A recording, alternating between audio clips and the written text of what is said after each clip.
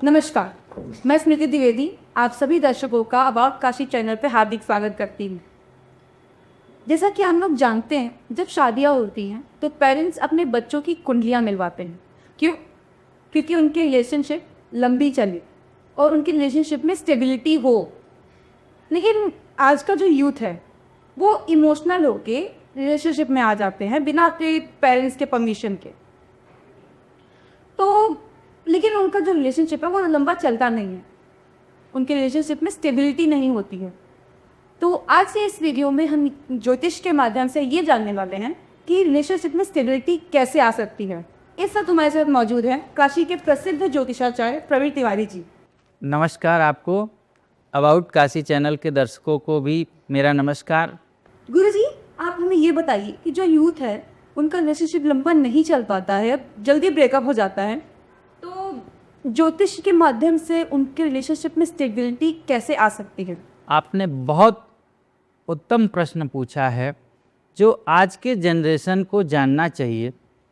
और आज ये केस बहुतायत रूप में देखे जा रहे हैं।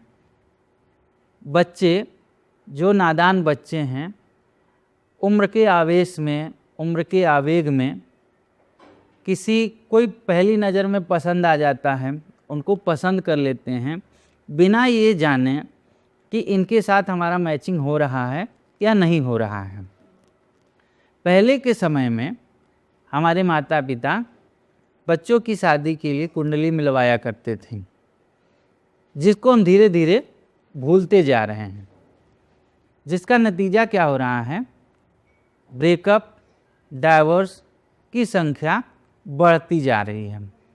अब इसमें आपका प्रश्न आ सकता है कि प्रेम में कैसे कोई किसी प्रकार का पहचान कर सके।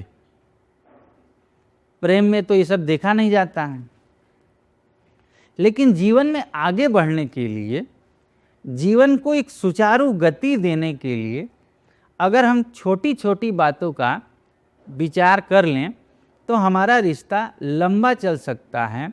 बिना किसी अवरोध के वह रिश्ता हमारा जन्म जन्मांतर तक निभ सकता है, जो कि आज के जनरेशन में नहीं देखने को मिलता है। बच्चों को क्या ध्यान देना चाहिए उस पर बात करते हैं। अब जैसे आपका मूलांक क्या है? आपका मूलांक 2 है, मेरा मूलांक क्या है? 5 है।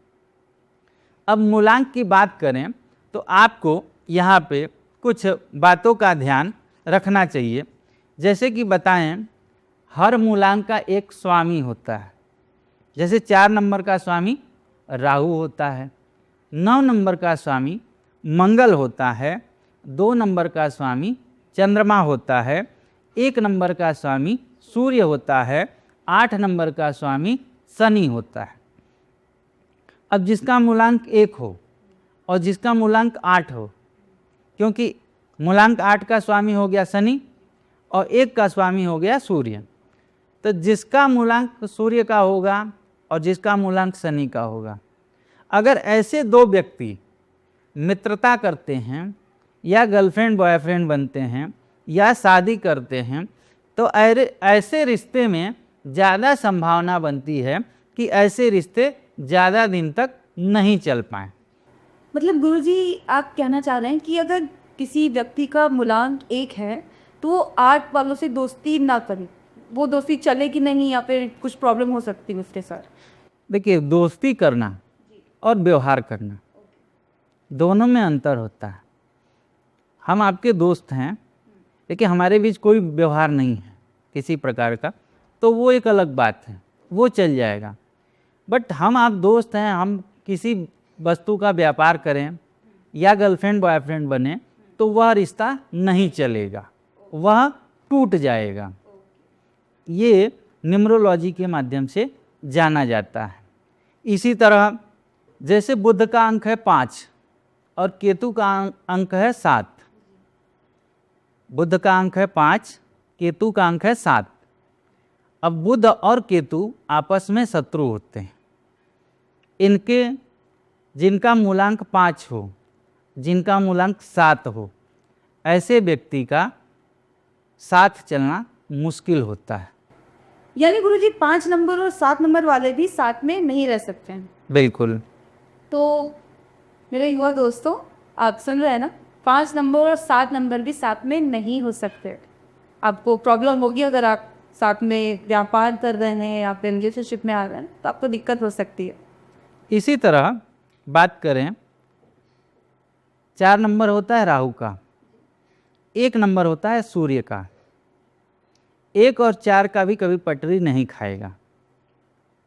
1 और 4 वाले में भी विरोधाभास बराबर बना रहता है। दो व्यक्ति के बीच में विरोधाभास कब होता है? जब उनका मत नहीं मिलता है, जब उनके विचार नहीं मिलते हैं। विचार कब नहीं मिलता है? जब दो व्यक्ति दो विरोधी ग्रहों से जुड़े हों। कोई 1 नंबर से जुड़ा हो और दूसरा 4 नंबर से जुड़ा हो, तो ऐसे व्यक्तियों का विचार एक नहीं हो सकता है। अब इसी कड़ी में मैंने आपको बताया कि 8 एक शत्रु हैं, 5 7 शत्रु हैं, 1 4 शत्रु हैं। तो आपका प्रश्न हो सकता है, आपके मन में, दर्शकों के मन में प्रश्न आ सकता है कि भाई जब ये शत्रु हैं तो मित्र कौन हैं? तो मित्र के लिए जैसे चंद्रमा और बुध, चंद्रमा का नंबर होता है 2 और बुध का नंबर होता है 5।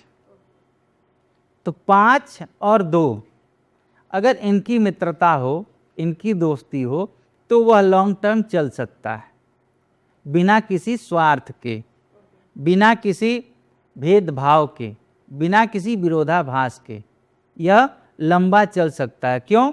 चंद्रमा भी मित्र ग्रह है और बुध भी चंद्रमा का मित्र ग्रह है। इसी तरह गुरु और शुक्र, चूंकि दोनों शुभ ग्रह हैं, तो गुरु का नंबर होता है 3 और शुक्र का नंबर होता है 6। 3 और 6 वालों का भी पटरी एक साथ चल सकता है। ये दोनों लोग एक साथ रह सकते हैं।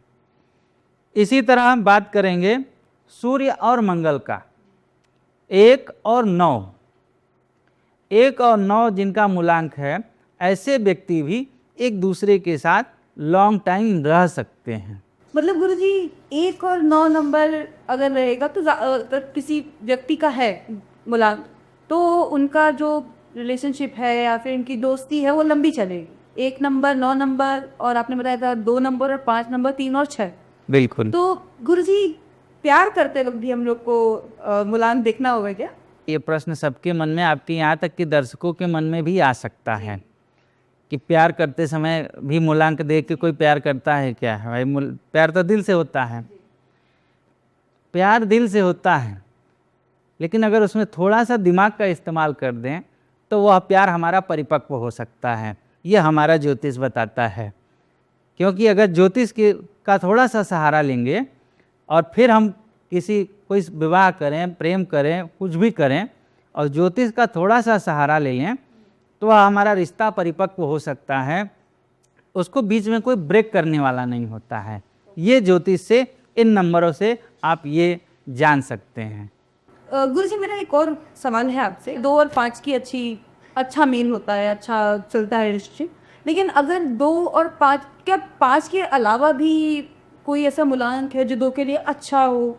या मतलब ज़रूरी नहीं 2 के लिए, और बाकी 1 से ज़्यादा मूलांक अच्छे हो सकते हैं क्या? बिल्कुल हो सकते हैं। अब जैसे 2 मूलांक का स्वामी होता है चंद्रमा, अब यहाँ 6 मूलांक का स्वामी होता है शुक्र। चंद्रमा और शुक्र आपस में मित्र होते हैं, तो 5 के अलावा 6 भी आपके लिए सहायक होगा। फिर उसके बाद आता है चंद्रमा और सूर्य। सूर्य चंद्रमा भी मित्र कहे जाते हैं, तो मूलांक आता है 1। फिर उसके बाद देखेंगे चंद्रमा और गुरु भी मित्र होते हैं, तो गुरु का मूलांक होता है 3। तो इस तरह से मित्र ग्रहों के जो अंक हैं, उन अंकों से आपको मित्रता करनी चाहिए।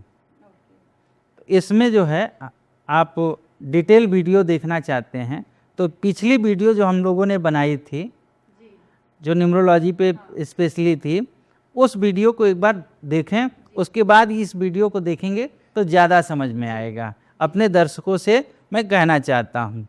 तो दोस्तों, जैसा कि आप सबने ज्योतिषाचार्य प्रमित तिवारी जी से सुना कि कैसे न्यूमरोलॉजी को ध्यान में रखते हुए आप अपने दोस्त को या फिर अपने रिलेशनशिप को चुनेंगे तो आपकी जो रिलेशनशिप है या फिर दोस्ती है वो लंबी चलेगी और स्टेबल हो जाएगी। तो गुरुजी, आपका बहुत बहुत धन्यवाद। आपने इतनी अच्छी अच्छी टिप्स दी, इतने सरल तरीके से हमें न्यूमरोलॉजी के थ्रू अपने रिलेशनशिप को स्टेबल रखने के लिए बताया। हमें उम्मीद है कि हमारे जो दर्शक हैं, हमारा जो युवा है, वो आपकी इस टिप्स को फॉलो करेगा। और अगर कोई भी प्रॉब्लम होती हो इसके बावजूद आपको, तो आप गुरुजी से स्क्रीन पे दिए हुए नंबर पे संपर्क कर सकते हैं। तो हमारा ये वीडियो यहीं पे समाप्त होता है।